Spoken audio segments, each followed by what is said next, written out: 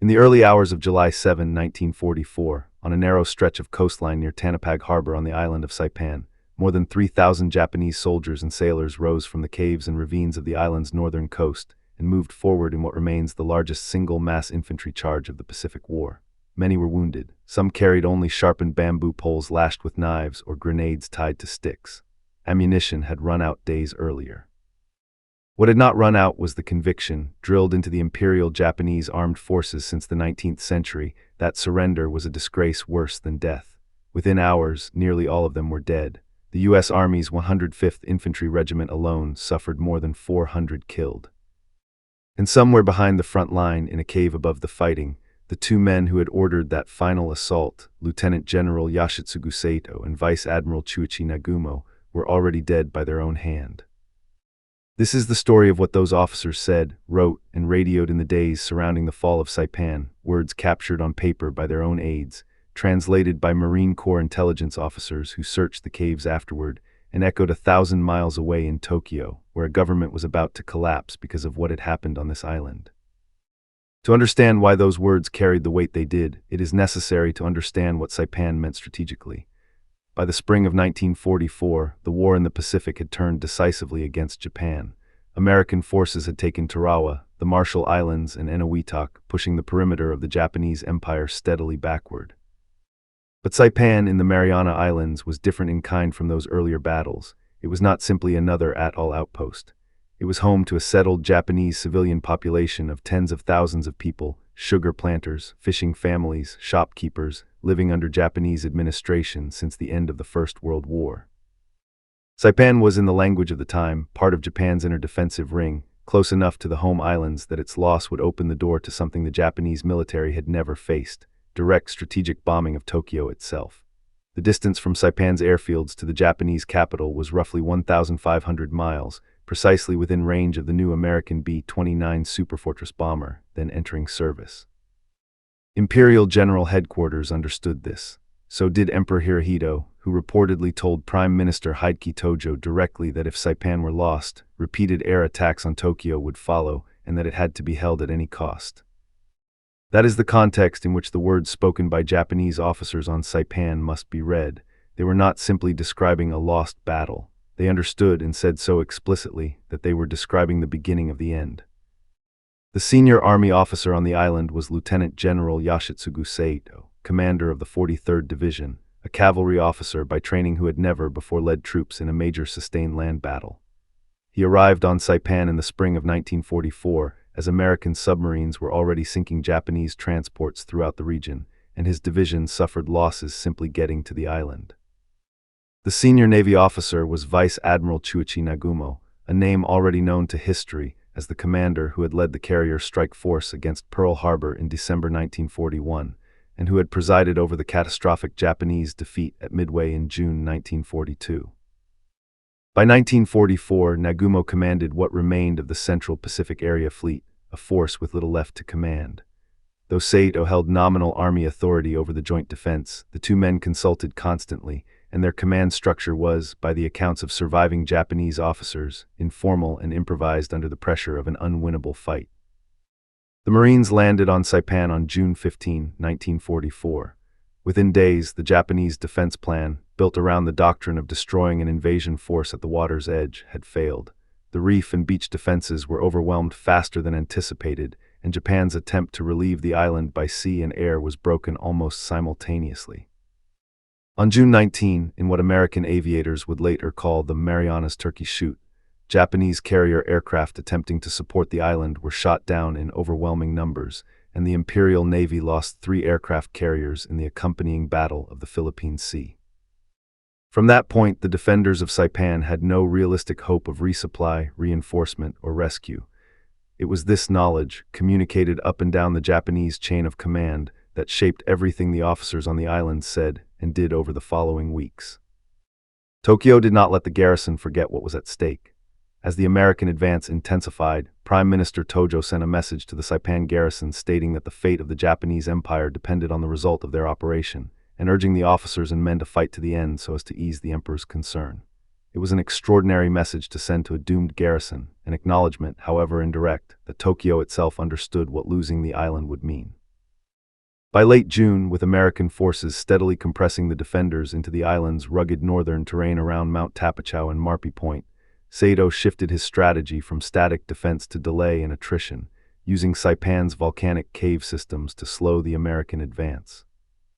Marine and Army units developed and refined a grim, methodical technique for clearing these caves, flamethrower teams working behind covering fire from riflemen and machine gunners, systematically sealing positions that could not otherwise be dislodged without heavy losses. It was brutal incremental fighting day after day, cave after cave, and it produced no possibility of a Japanese counteroffensive that might change the outcome. Saito knew this. In a report attributed to him during this period, he wrote a line that Marine historians would later cite as capturing the entire meaning of the battle, that the fate of the empire would be decided in this one action. By the first days of July, Saito's forces had been pushed into the island's northernmost reaches, with no route of retreat remaining and virtually no artillery, ammunition, or medical supplies left. It was in this setting, on the morning of July 6, that Saito issued the order that would define how he is remembered in military history. According to a Japanese officer captured shortly afterward and interrogated by American intelligence, Saito gathered what remained of his staff and read a final battle order at approximately 8 o'clock that morning. Marine Corps translators later rendered his words as follows, that whether the men attacked or stayed where they were, there was only death, but that in death there was life, and that he would advance with them to deliver one more blow against the American forces and leave his bones on Saipan as a bastion of the Pacific. A longer version of the same message, translated and distributed among American forces shortly after its capture, addressed the men directly. Saito told them that for more than 20 days since the American forces had attacked, the officers, men, and civilian employees of the Army and Navy on the island had fought bravely and well, but that they now had no material left with which to fight, and their attack artillery had been completely destroyed. He told them there was no shame in death, that he would rather see them advance and die delivering one final blow than surrender, and that he personally would never accept the disgrace of being taken alive. There is also a darker exchange attributed to Saito from these final days, recorded by surviving officers and cited by several post-war historians, though treated by researchers with appropriate caution given its second-hand transmission. Saito was reportedly asked what should become of the many thousands of Japanese civilians sheltering in the same caves as his remaining troops. He is said to have replied that there was no longer any distinction between civilians and soldiers, and that it would be better for the civilians to join the attack with bamboo spears than to be captured. Whatever the precise wording, the sentiment behind it reflects the atmosphere of the final days on Saipan, and it is impossible to separate that atmosphere from the mass civilian suicides that followed at Marpi Point, at the northern tip of the island, where in the days after the battle ended, hundreds of Japanese civilians, told by their own military and years of wartime propaganda that American capture meant torture and death, threw themselves from the cliffs into the sea rather than surrender. On the night of July 6, following the reading of his order, Saito and Nagumo, along with their chiefs of staff, are understood from Japanese accounts to have taken their own lives by ritual suicide inside a cave near the coast, in keeping with the code of the officer who chooses death before capture. A Japanese officer's account of the final hours, later captured and translated by American forces, described the process by which subordinate commanders gathered scattered units together, plotted defensive positions on maps by hand, and prepared the ground for the assault that would follow at dawn. An assault Saito himself would not live to see completed, though it was carried out in his name. At dawn on July 7, the survivors of Saito's command, an estimated 3,000 men, many of them wounded, some carrying nothing more than knives lashed to poles, advanced in the attack their commander had ordered in the largest Banzai charge of the Pacific War. They broke through parts of the American line held by the Army's 27th Infantry Division before being stopped, at enormous cost on both sides. By the time it was over, nearly the entire attacking force was dead. American organized resistance on Saipan effectively ended on July 9, 1944, though isolated fighting and the mass civilian suicides at Marpi Point continued for days afterward. In total, of the roughly 30,000 Japanese military personnel on the island, more than 25,000 were confirmed dead by mid-August, with only around 1,800 taken prisoner by that point, a ratio that stunned even hardened American commanders and foreshadowed the even bloodier island battles still to come at Peleliu, Iwo Jima, and Okinawa. The words spoken on Saipan did not stay on Saipan. When news of the island's fall reached Tokyo, it produced a political shockwave that no earlier defeat in the Pacific War had managed to create. One Japanese admiral, reflecting afterward on the loss of the island, is recorded as saying simply that Japan's war had been lost with the loss of Saipan, a remarkably blunt admission from a senior officer, made at a time when Japan's civilian population was still being told that victory remained within reach. Marine Lieutenant General Holland Smith, who commanded the American ground forces in the invasion, later called Saipan the decisive battle of the entire Pacific offensive, precisely because it opened the way toward the Japanese home islands. The Japanese admiral's words, translated and later relayed in American historical accounts of the campaign, confirmed from the other side of the battle line exactly what Smith had concluded from his own. In Tokyo, the political fallout arrived almost immediately.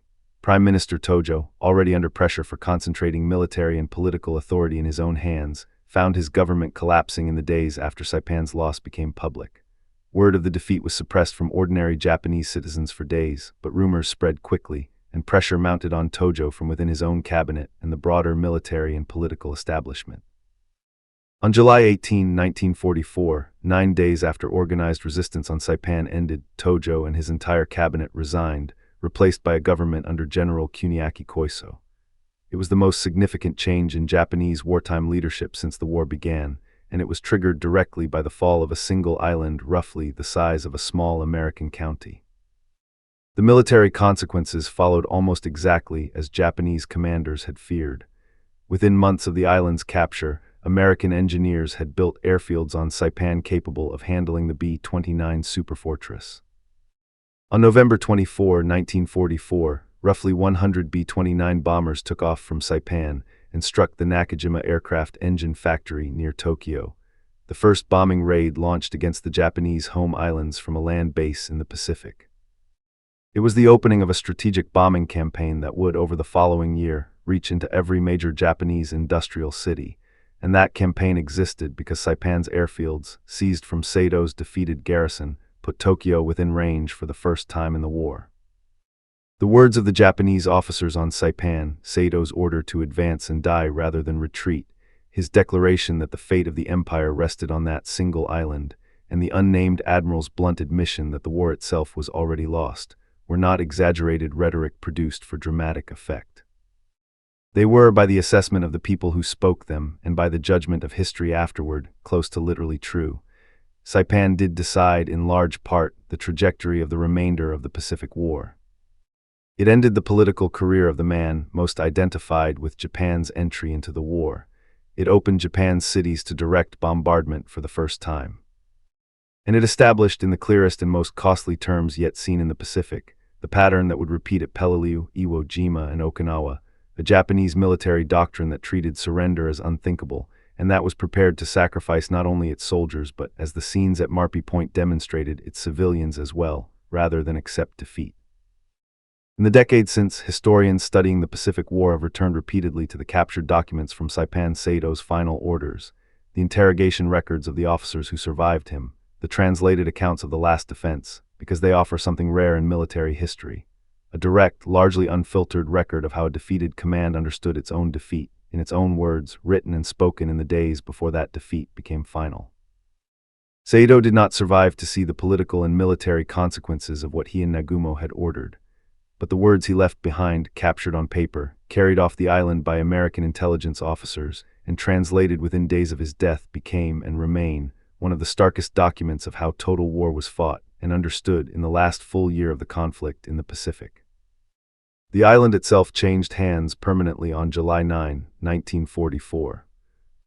But the words spoken in its final days, by a general who chose death over retreat, by an admiral whose career had begun at Pearl Harbor and ended in a cave above Tanapag Harbor, and by a prime minister forced from office by what those men's defeat had made possible, continued to shape the war for more than a year afterward, until the same airfields built on the ashes of Sato's command carried the aircraft that would end it.